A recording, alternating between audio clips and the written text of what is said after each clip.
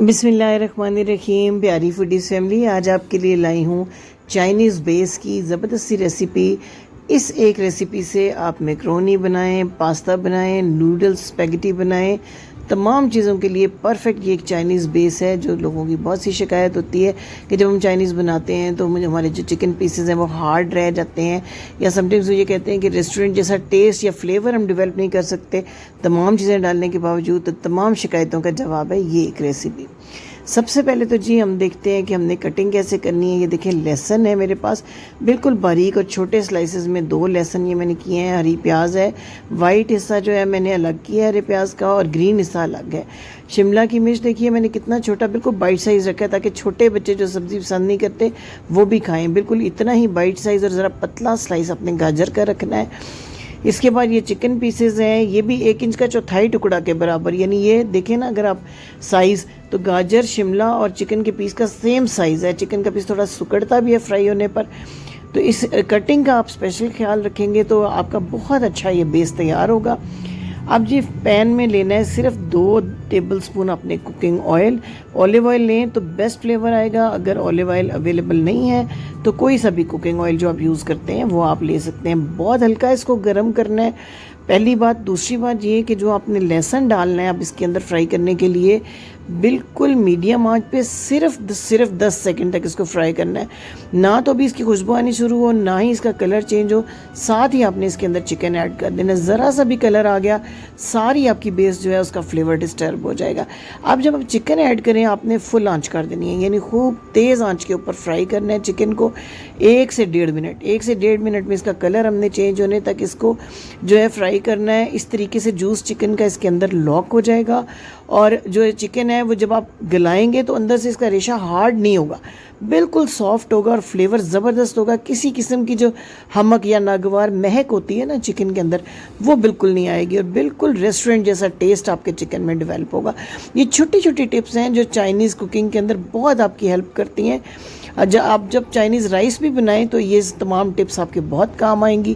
اس کے اندر ویجیٹیبل کچھ اور تناسب سے یوز کی جاتی ہیں. یہ میں آپ کو میکرونی، پاستا، اسپیگیٹی، نوڈلز کے لیے ایک چائنیز بیس بتا رہی ہوں.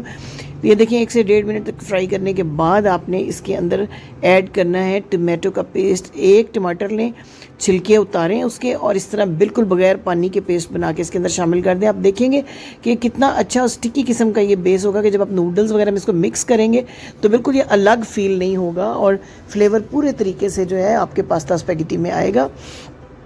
اب یہ میں نے ٹماٹر کا پیسٹ ایڈ کیا ہے تو میں اس کو کر دوں گی کور. تھوڑی سی اب اس موقع پہ آپ نے آنچ جو ہے کم کرنی ہے، اور 1 ٹی اسپون یعنی 1 ٹی اسپون سے کم نمک ڈالنا ہے، کیونکہ آگے سوسز ایڈ ہوں گی ان میں بھی نمک ہوتا ہے. اس کے علاوہ بھی کچھ چیزیں ہم ایڈ کریں گے جو نمکین ہے.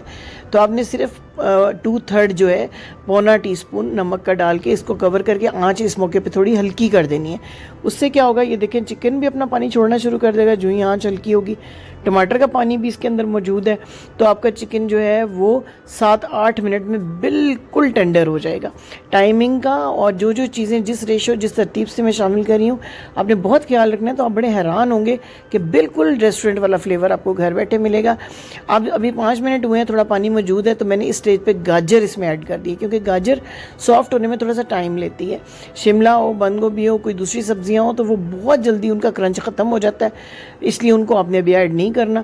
اب یہ گاجر ڈال کے جو ہے ہم اس کو صرف 2 منٹ اور کور کریں گے.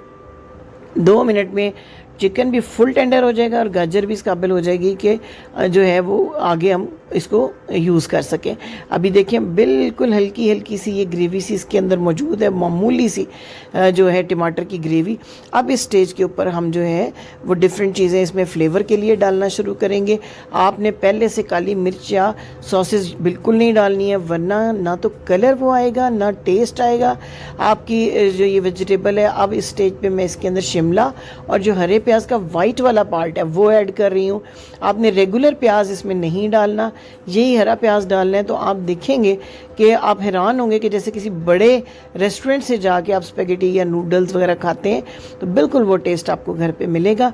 یہ دیکھیے وائٹ پیاز اور شملہ ایڈ کرنے کے بعد جسٹ ہم نے چند سیکنڈ اور ہائی ہیٹ یہاں پہ رکھنی ہے، ہیٹ کم نہیں کرنی ہے، سبزیوں کا پانی نہیں نکلنا چاہیے. اب اس سٹیج پہ آپ نے 1 ٹی اسپون اس میں اوریگانو لیوز ڈالنے ہیں.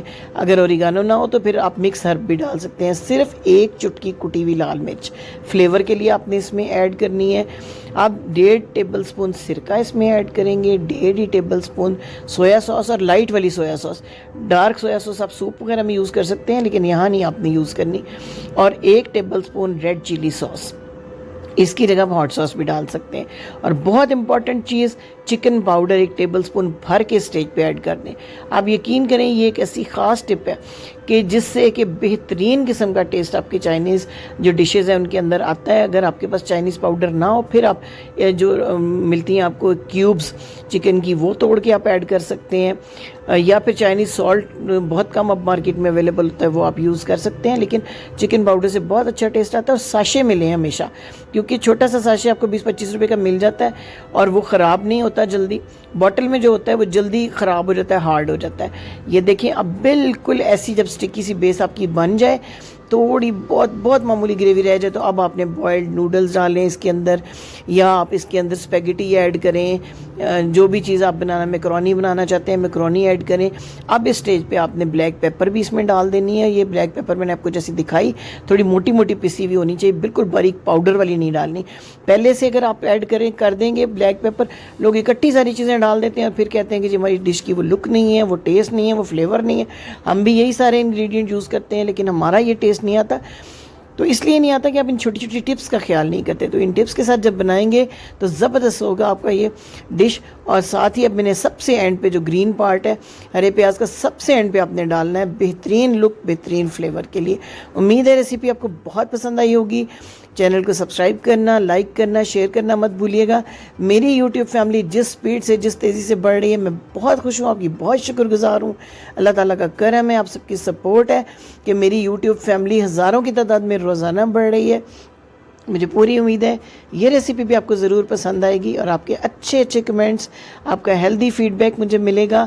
میرے چینل پر اسپیگیٹی, نوڈلز, میکرونی کی اس سے پہلے بھی ڈھیر ساری ریسیپیز اپلوڈڈ ہیں, ان کو بھی ضرور واچ کیجئے. اگر آپ کی کوئی فرمائش ہے چائنیز کوکنگ کے ضمن میں تو وہ بھی مجھے لکھ بھیجیے, میں آپ کی فرمائش کو پورا کرنے کی پوری کوشش کروں گی. مجھے یہ بھی ضرور بتائیے کس ملک, کس شہر, کس خطے سے مجھے دیکھ رہے ہیں. مجھے بہت خوشی